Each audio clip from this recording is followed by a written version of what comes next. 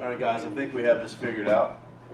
We're going to try this one more time. So, all the way from Uganda, ladies and gentlemen, Johnny Long.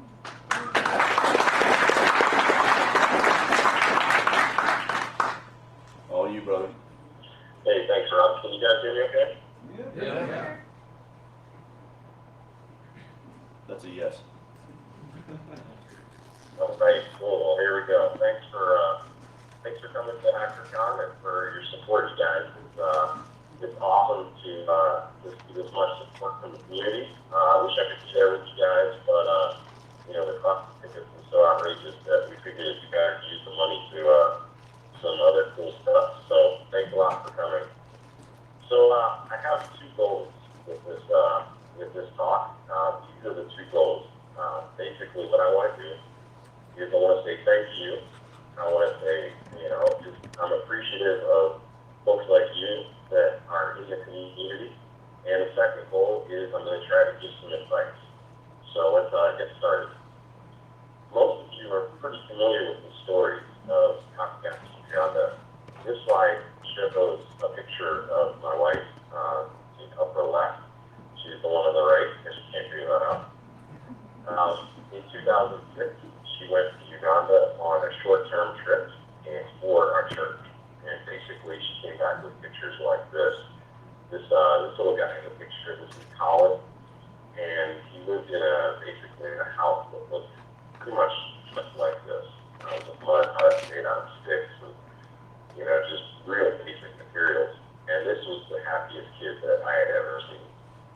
And it was pretty amazing to me that this kid was so happy because he basically lost his parents. He was living with his grandmother. He didn't even have a stitch of clothes on in this picture, which is kind of why we took the picture that way. But the point is, this kid was just amazingly happy. And I was kind of at the point in my life where I had everything going for me and I was miserable. So I felt like, I really got to check this out. I got to know what it is to make a kid like so happy. And so I planned on going back to Uganda with Jen in 2007. And we did it just like a standard missions trip, where basically you email your friends or, send letters. And since I didn't really have too many, IRL friends, I sent out a bunch of emails and I blogged, and hackers paid for our trip to Uganda, East Africa in 2007, which was a pretty amazing thing. I didn't expect a whole lot of response, but the trip was fully funded back in 2007.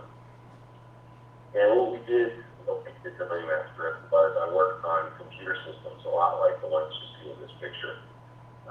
Just unbelievable garbage that had been dumped on Africa and was sitting in a corner rotting because nobody knew how to work on it. The two computer systems that were working were riddled with viruses, and so I spent a couple weeks just getting rid of computer viruses and rebuilding computer hardware.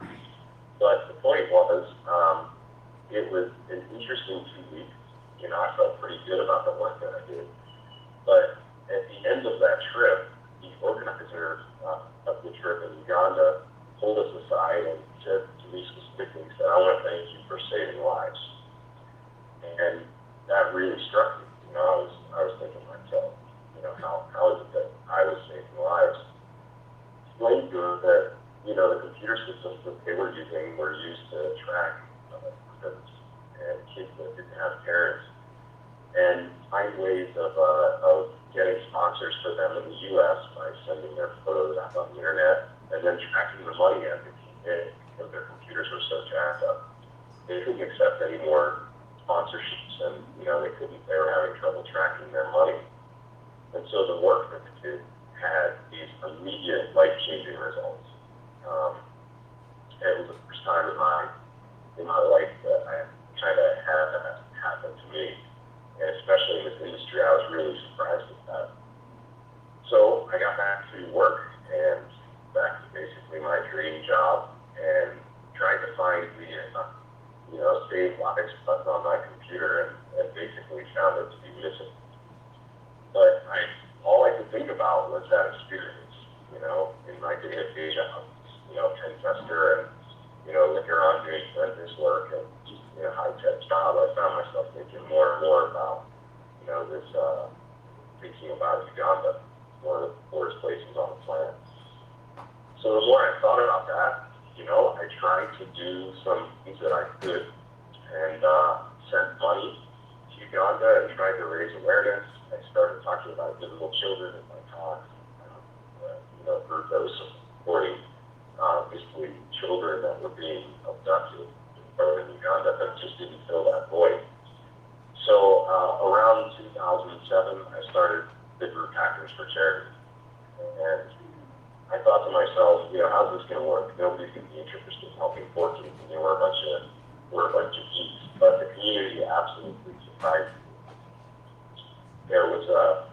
I had a PhD career come to me, and his name was Paul, and he said, hey, I can do some PhD in web code, can you use me? And we said, yeah, of course. We put him to work on a web application that connected sponsors with donors in the U.S. And the result of that was that 61 children were sponsored. And what that meant was that these kids had food, medical care, and an education, not just for them, but for their entire family for a period of 1 year, just as a result of one volunteer stepping forward and spending, about a week and up on Red Bull coding a web app for a charity. So that was the first indicator that we kind of had something here, that the community was ready to do some good stuff. So as I kept writing books and being involved in the kind of high-tech world, I came out with No Tech Hacking, which is one of my books that I wrote, and I came up with the idea of bringing all the royalties, all the proceeds from that book back to some of the work that we were doing in Uganda. So I kind of, as a cardinal rule, I started donating all the proceeds from the books into the AAT program in Kenya, which was a little bit different than Uganda because this area in Kenya is obliterated by not just floods, but also droughts, a really crazy combination. And as a result of the royalties from that book, this photo shows a few of the families that we basically food and supplies for. This group here was actually a group of patients who were given drugs by another organization to help, combat, HIV and AIDS and possession. The drugs weren't taking hold because their nutrition was so poor. So we stepped in with the proceeds from the book and came up with this, came up with a pretty sizable donation to help these people out. And not just give them food, but also give them hope so that, the medications fit and they would have a chance. That turned into about 1,000 families fed in Kenya through that program. So, of course, one of my goals is to say thank you. So this is the first chance I want to say thank you. So give yourselves a round of applause for that.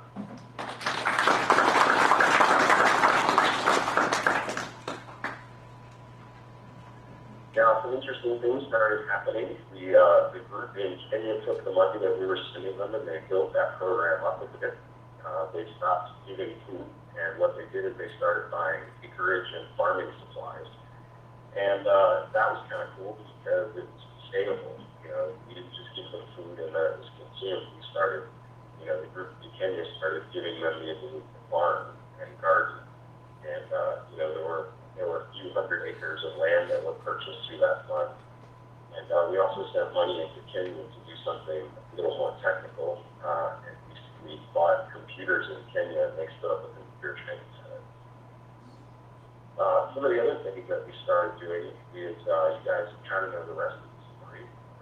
In 2009, we kind of took the jump and moved to Uganda because the work on the ground in the U.S. was only going so far. We started inviting volunteer teams to join us in Uganda. This slide shows this photo of Tim Rosenberg, and the next photo shows Tim and White. Those guys were working with White Wolf at the time. They came out and hauled over equipment, and we set up a computer lab. Also, Monty Cooper came over and worked with us on a program for AOT again, teaching the OLPC. We found that sitting in a closet in Uganda were 100 OLPCs that nobody to use. And they were afraid to give them to kids because they knew that, they would get stolen or they would get sold. So they just kind of locked them in a closet, and nobody had a clue how to use them. So we did a really cool training program. Monty Hoover came out and did some training. And you can see some of our volunteers in this slide, just basically showing teachers and students how to use these computers. It was kind of a missing link in the OLPC project. We also at that time started building computer classrooms inside of existing schools. This slide shows the Rabbit SS school, and this was an interesting school, and I was really excited about it because it turns out that Sergey Brin had actually shelled out money to build this structure. In the process of building this, he did this very quietly. This was not something that was publicized, but he didn't put computer systems in the school, which kind of surprised us. So we were happy to come in and sort of fill that out and put computer systems in that school. Also at that time, we took some equipment that was donated, some older equipment, and put it in the St. John's Washington School. Now these programs were basically the result of community donations, either money in the case of the Rabbit School to buy new equipment, or hardware donations, which cost us thousands of dollars in duties and bribes and everything to get over to Uganda. But it was just a combined effort. Also at that time, we set up a training center. We realized that there was a huge need for computer training, that most people in Uganda could not afford computer training because of business. And so we wanted to approach the problem a little bit differently and try to set up a training center where we could just do training computer training at lots of places. This was our original staff in this photo, and one of our supporters in Kenya, this is Charles in the red shirt. And just as a side note, Charles is in Nairobi, Kenya, which is only about a 12-hour bus ride from us. And his specialty is pen testing, and he started with the forensics. That's a very stark contrast to what we have available in Uganda, where the most advanced people are only getting into networking. They're very basic networking. So we saw a very advanced city like Nairobi, and we saw the difference in Uganda. And so this training center, this slide here is just something completely different from Uganda. It was bright, it was clean, it was a combination of new and used computers, and the prices were absolutely cheap. And the problem was that people still couldn't afford, the training. So we started offering scholarships to groups that were working in Uganda and offered them training for free to English staff members, whether they were Ugandan or, expats. And at that point, people started coming into the center. This photo shows some street kids. These are basically homeless kids that came in and we put under scholarship and were taking computer classes for the first time. It was kind of interesting that day with street kids and police officers were both training in our center, at the same time on the same day, which I thought was kind of cool. Also in our training center, we started a Linux users group. You can see in this slide a little sign with the familiar table there. And the idea of the Linux users group was pretty straightforward, to introduce people to an operating system that we thought was pretty cool, that was freely available, and show them the benefits of it. And here you can see just a slide presentation that we were given on how to use Linux. Which is a good thing that we did this because there's absolutely no idea about Linux in Uganda. In fact, this slide here shows their idea of Vim. They think it's a toilet cleaner, not an editor. And this slide here shows about the closest thing that they have to Unix. So the need was there. We saw that the need was there and that folks were very interested in training. So we kept moving. I'd like to say that at that point, things were pretty easy, but we had been living off of donations at that point for almost a solid year. And we realized that, we need to do something, to sustain ourselves in this case, the donation stuff. So what we did is we started basically a restaurant, an internet cafe restaurant called Key. And this idea was, let's provide a place that's safe, that doesn't serve alcohol, that people can come and get a good, American meal and kind of relax.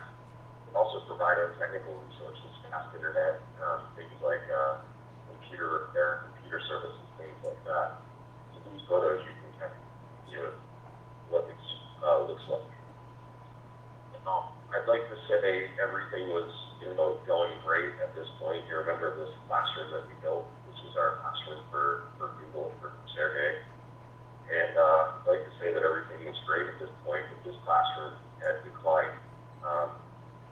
And as you can see in the next picture, the conditions in the classroom started getting pretty bad because they weren't maintained. In this photo, you can actually see the water rings on the floor from rain that had got here. So the computer, the windows had been left open. There was nobody to mop them. They didn't take the time to actually care for the equipment.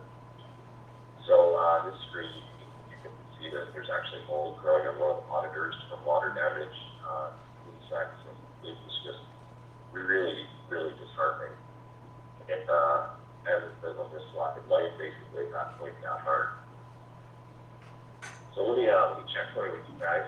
I'm kind of monologuing here. Make sure you guys are all there. Are you guys still on there? We are. Yeah. We're here. Gotcha. It's better for me to do that than to find out an hour later, I guess. But at this point, life is a bit tough. I had done an awful lot.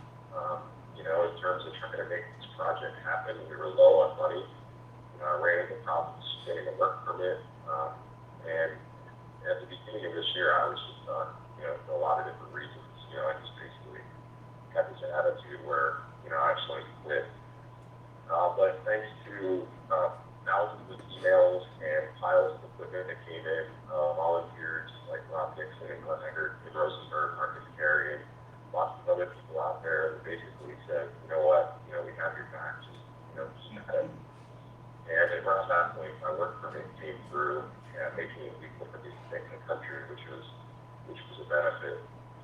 And that combined with some of the numbers, the number of people that we had training, the number of families that we had fed, the number of employees that we were sustaining, and in a pinch at the key where we didn't have enough money to pay for staff salaries, we basically used all of our savings to open the keep it running. Somebody came in and basically funded our staff salaries, so we looked at that as a miracle. And on top of that, I had a family that wanted to stay. So again, on behalf of myself, the organization, and everybody that's being helped, thank you for that encouragement. We wouldn't be here if it wasn't for that.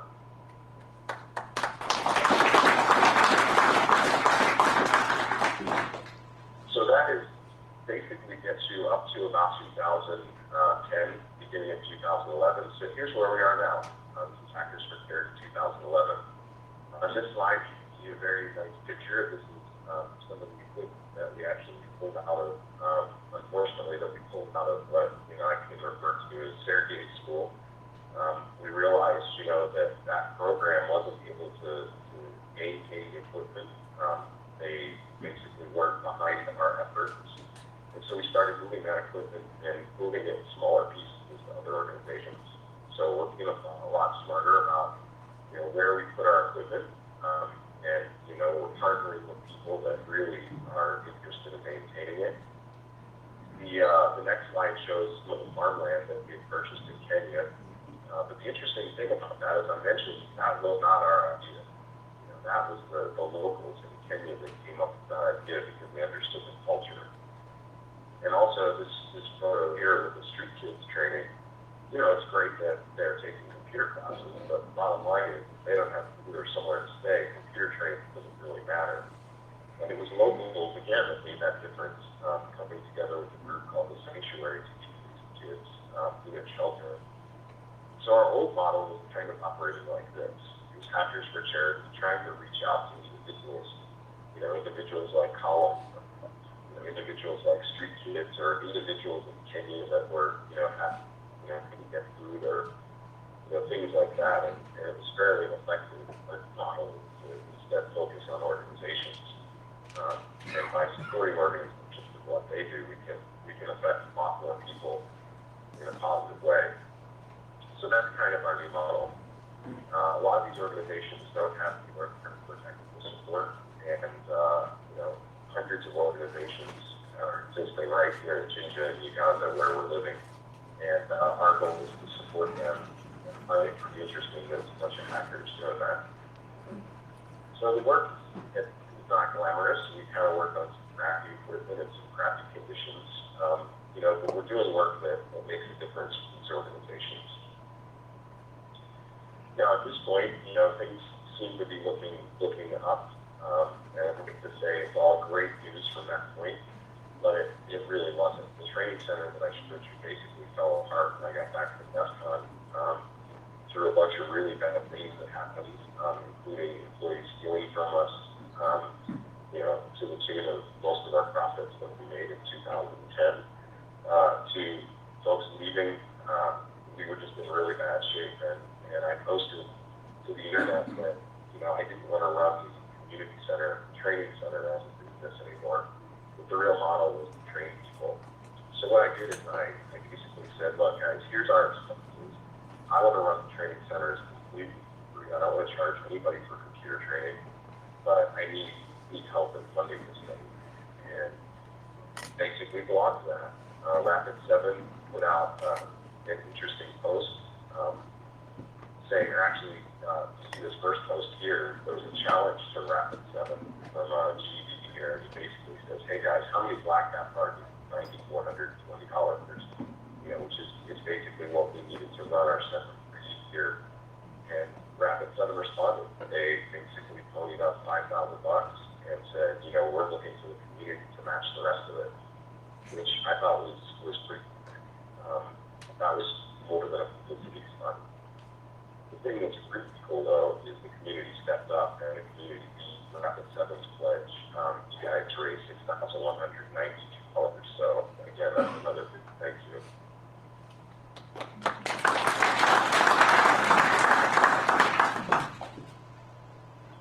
Now the thing that's so cool about that is that was enough to float the training center for about 14 months. So for 14 months, I don't have to worry about income. I don't have to worry about people stealing profits.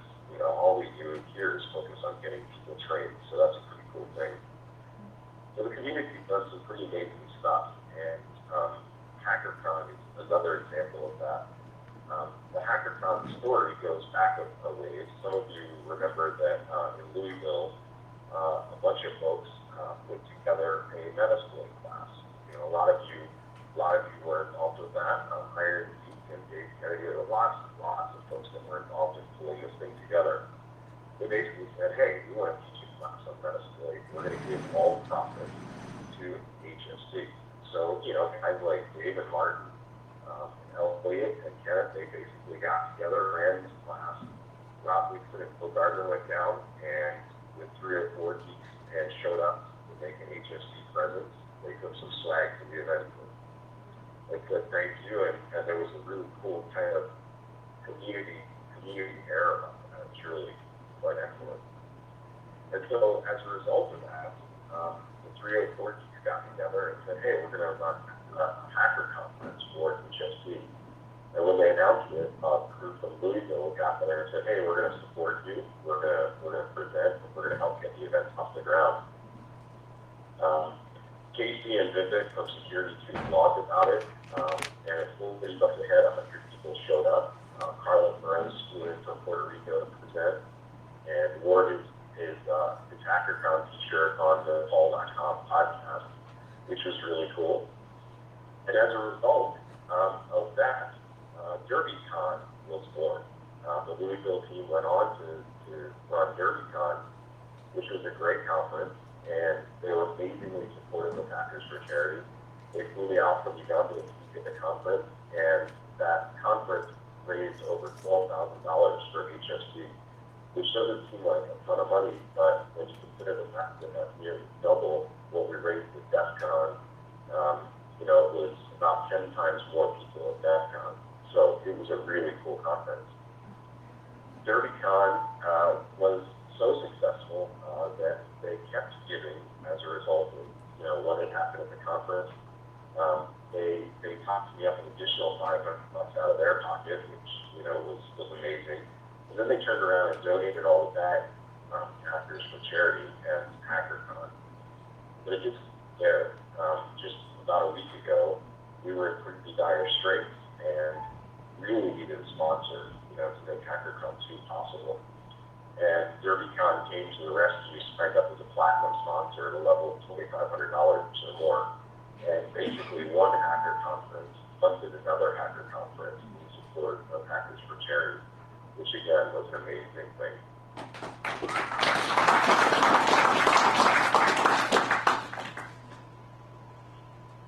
So the question is, what's next? You know, what are we doing going forward? As you can see from this slide, you know, it's no secret that the U.S. is in just as dire straits as places like Uganda. If you look at the unemployment rate, it is skyrocketing. So one of the things that we want to do is we want to focus not just on, but we want to focus on other areas that need our help.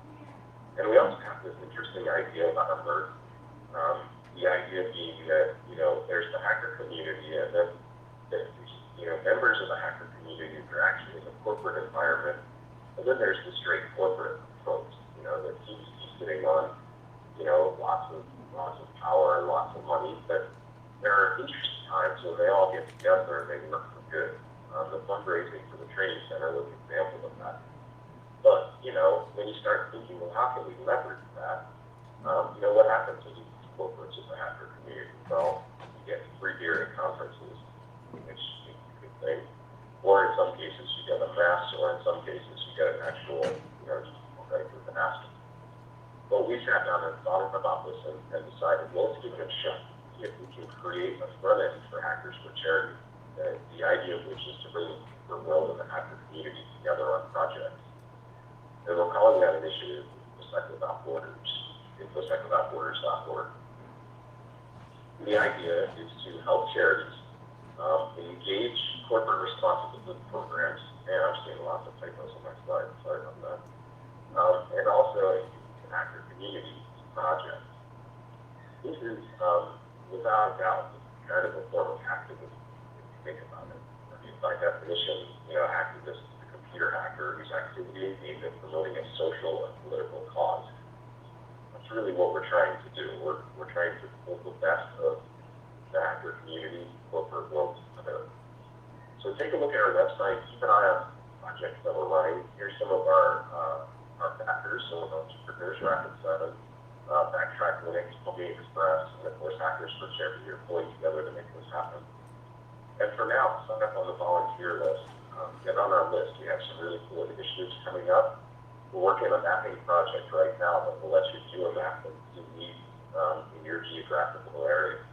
You know, charities that maybe need computers, and we're going to try to match those needs up with people that have success. So the idea will be you'll be able to look at a map and find a charity that has a need, and so you can find computer systems, you know, or individuals that you could work together with, just jump into yourself, relate to the neighborhood. So that's one of the initiatives that we're working on with InfoSec Without Borders. So as we wrap up a bit, at DerbyCon I had 3 goals. The 3 goals were, first of all, to give advice. Number 2 was to thoroughly embarrass myself, and unfortunately 30 minutes isn't enough time to thoroughly embarrass myself, so I'm going to skip that one. The third one was to say thank you. So the first goal, this is my advice. One of the things I've realized working with Hackers for Charity is we have a tendency in this industry to keep our heads down, you know, go about our work, and kind of get to the end of that, like I did, kind of get to the pinnacle of your career or whatever, and you find out that, you know, that stuff isn't really what matters. You know, what really matters is how you made a difference in other people's lives. So that's my advice, is to make a difference. And last but not least, I want to say a big thank you to each of you for attending HackerCon, supporting Hackers for Charity, and also for the work that you've done in your own community, in the hacker community. It's really a unique environment, and I think we're well on our way to changing the face of hackers and changing how people perceive the hacker community. So again, thank you guys very much, and enjoy HackerCon too.